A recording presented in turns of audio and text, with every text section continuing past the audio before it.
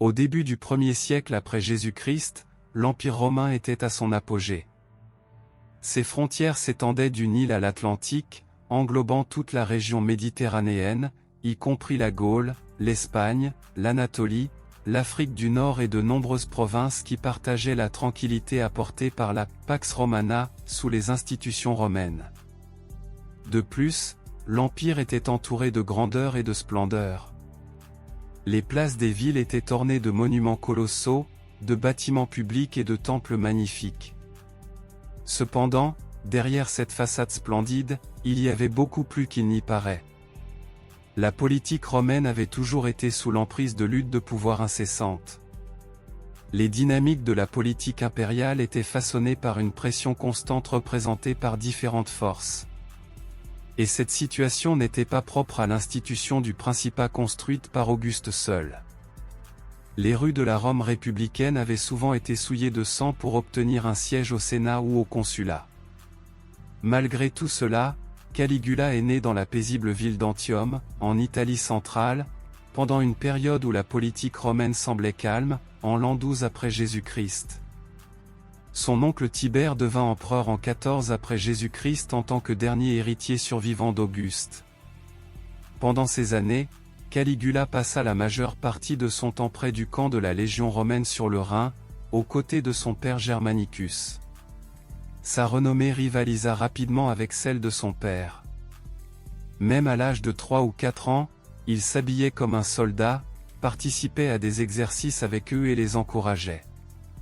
Les soldats voulaient qu'il participe à chaque campagne, croyant qu'il portait chance. En portant les bottes de légionnaire appelées Caliga, et en se perdant dedans, il était surnommé « Petite Botte » par eux. Bien qu'il ait rejeté ce titre tout au long de sa vie, il serait rappelé par ce nom même 2000 ans après sa mort. La bonne fortune de Caligula ne dura pas longtemps. L'ascension de son père Germanicus n'échappa pas à l'attention de son oncle l'empereur Tibère. Maintenant, la politique calme de Rome commençait progressivement à s'agiter. Lorsque Germanicus tomba malade et mourut subitement en 19 après Jésus-Christ à Antioche, il semblait que sa mort était survenue naturellement. Cependant, la mère de Caligula, Agrippine, l'accusa rapidement de jeux troubles. À partir de ce moment, les choses commencèrent à mal tourner pour la famille. D'abord, sa mère Agrippine et son frère Néron furent accusés de trahison et envoyés en exil. Caligula, avec ses sœurs, fut confié à sa grand-mère Livia Augusta, et après sa mort, à Antonia Minor. Peu de temps après, un autre frère, Drusus César, fut également envoyé en exil. Selon l'historien Suétone, Caligula vécut presque comme un prisonnier sous le regard vigilant des soldats de Tibère pendant ces années. De plus, la paranoïa de Tibère s'approfondit de jour en jour. Alors que les intrigues se transformaient en conspiration, le palais répondit par des purges et des exécutions. Mais la colère envers Tibère conduisit à l'éclosion de nouveaux complots. Enfin, en 31 après Jésus-Christ, Séjan, le commandant de la garde prétorienne, fut accusé de trahison envers Tibère.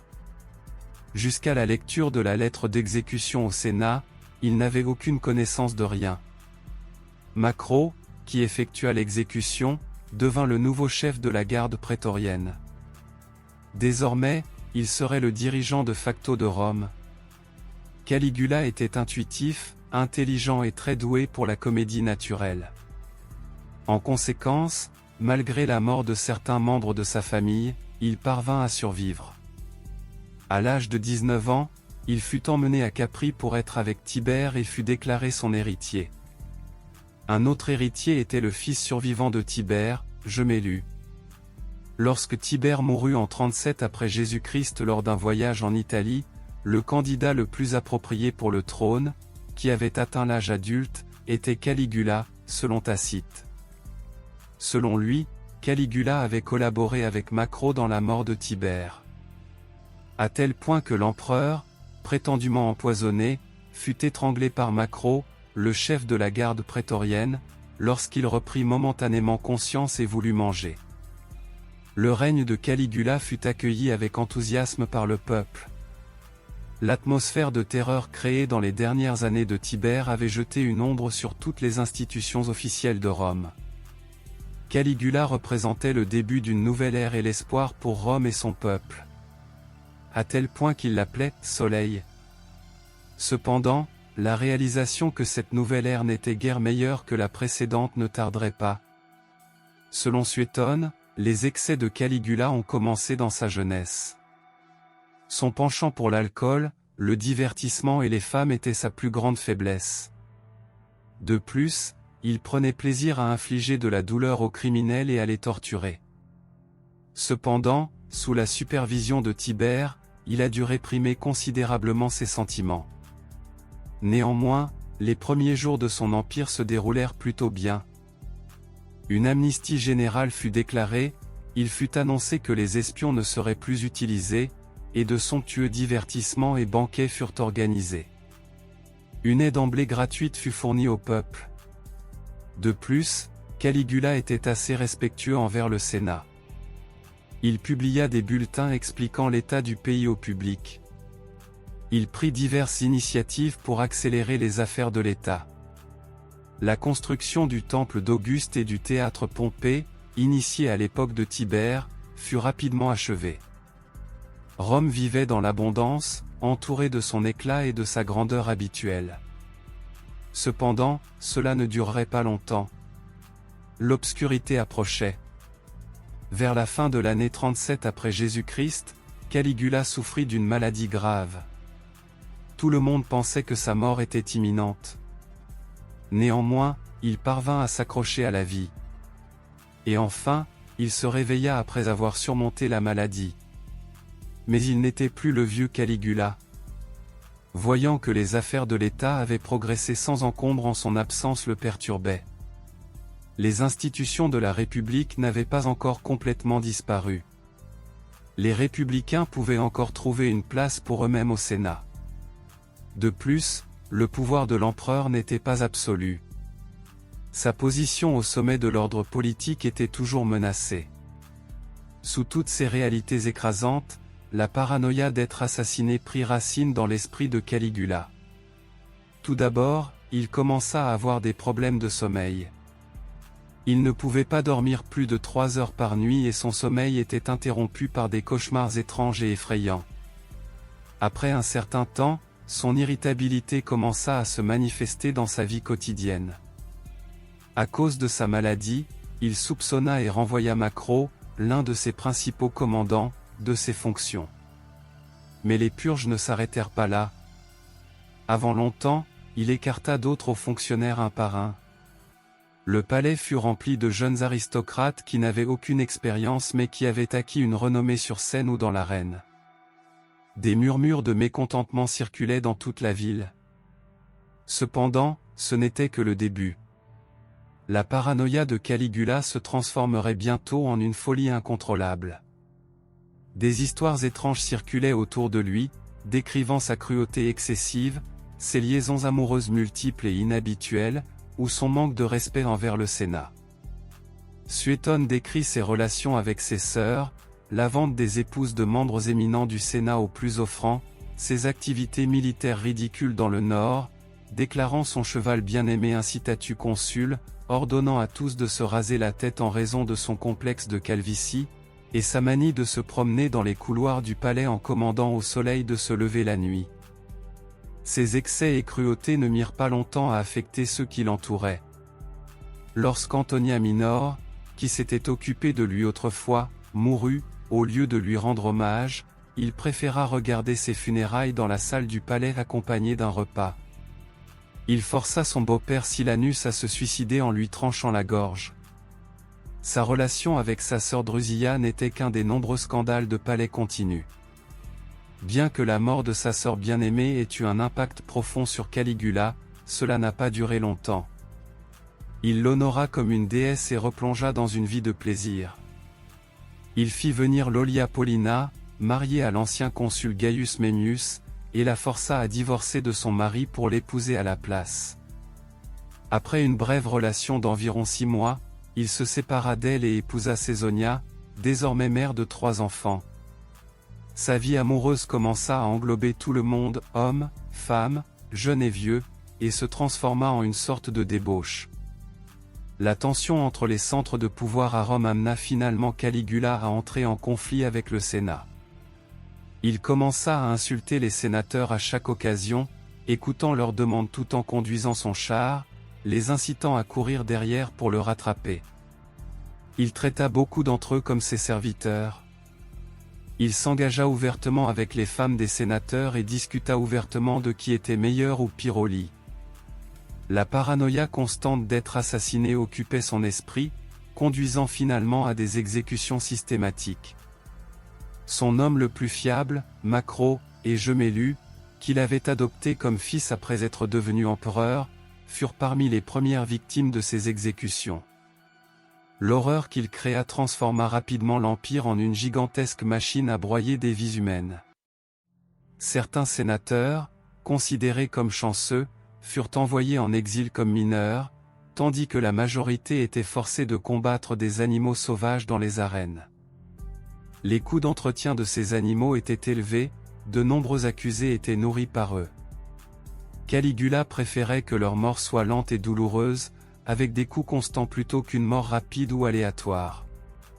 La combinaison de la mauvaise gestion et de l'extravagance excessive épuisa rapidement le trésor laissé par Tibère.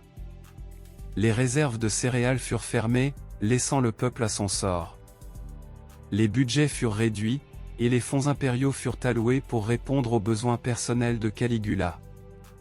Cependant, ces excès ne purent être contenus, et quand il réalisa qu'il n'avait plus rien, il commença à collecter des dons du public sous prétexte de la naissance de sa fille.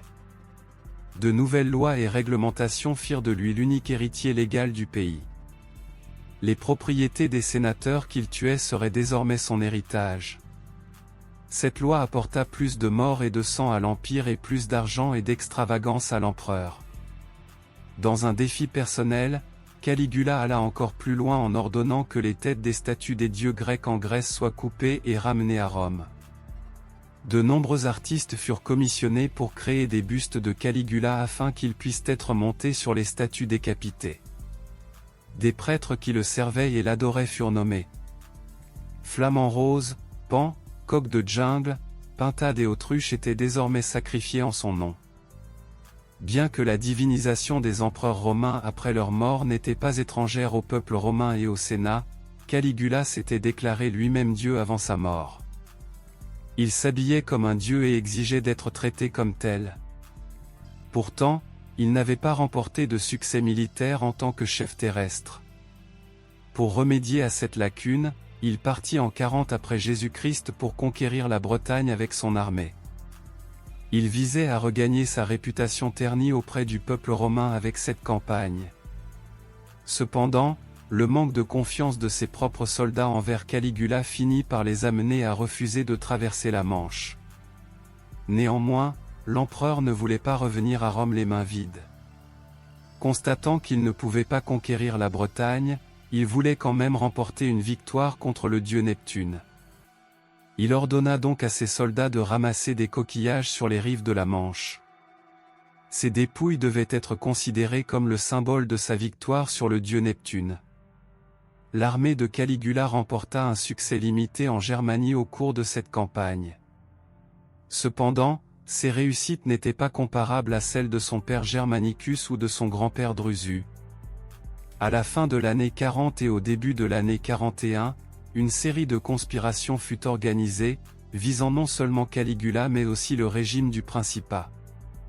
La capitale fut secouée par l'échec de la campagne de Caligula et la descente de l'Empire dans le chaos en raison de l'extravagance et de l'imprudence.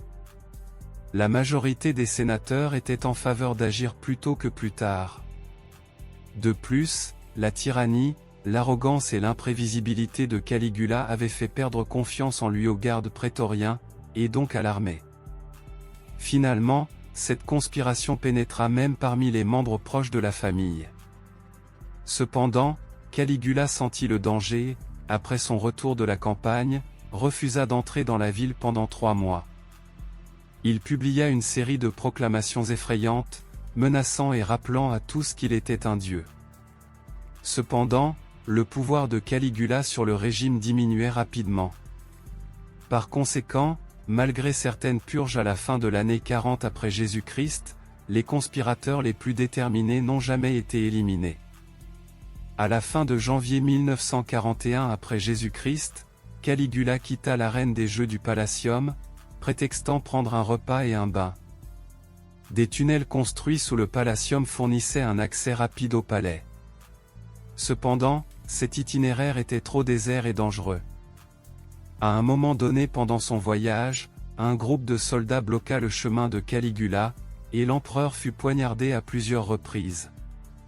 Comme l'observa l'historien Cassius Dio, pendant ce moment, Caligula découvrit par lui-même qu'il n'était pas un dieu.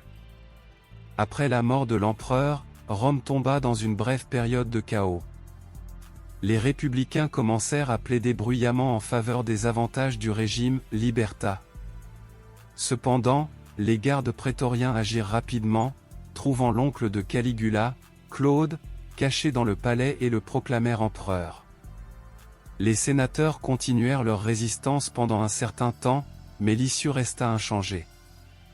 Il a fallu 8 ans complets après la mort de César en 44 avant Jésus-Christ pour écraser le républicanisme. Après la mort de Caligula, cela a été accompli en 24 heures.